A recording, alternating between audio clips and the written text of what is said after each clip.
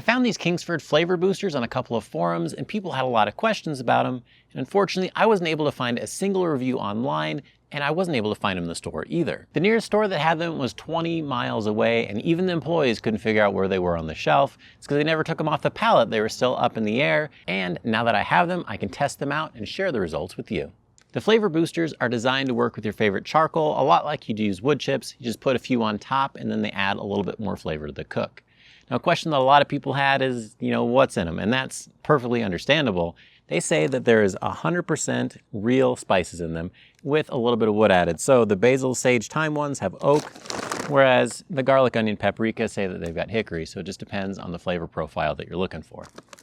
So on first look, there's a lot of shredded wood in these and a few other things probably mixed in. If you give them a smell, you can tell that there's some herb flavors in there, but it doesn't really matter what they look like. What I want to see is how they cook, so I'm going to do a head-to-head comparison with some chicken. To use them, light the grill like you normally would and put 6 or more flavor boosters on the charcoal. Wait until you get good smoke and you're ready to go. And speaking of good smoke, the one that has the flavor boosters is putting out a lot more white smoke, whereas the one without them is already ready to go. You have nice blue or clear smoke. And both of these chickens have been seasoned with just salt. I would like to use a bunch of other flavors on there or rubs, but that might confuse the flavor that you're getting off of the charcoal and the Kingsford flavor boosters. This will make it a much better test, so let's get them on the grill.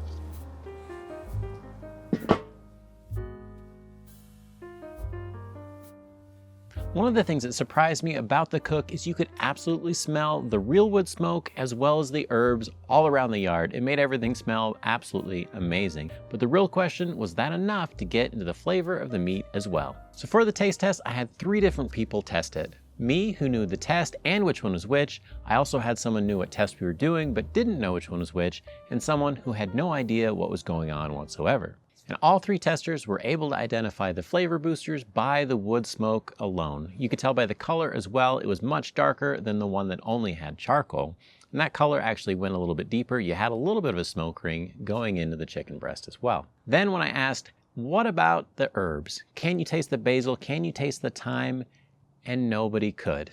So if you do want to get more herb flavor, you're going to want to put it directly on the meat rather than relying on the smoke itself. That said, I could taste a little bit of herb flavor, but it was really subtle, and I don't know if I was just imagining it or not, but still, putting it on there is gonna give you way more flavor than trying to get it from the smoke. So is it a worthwhile product?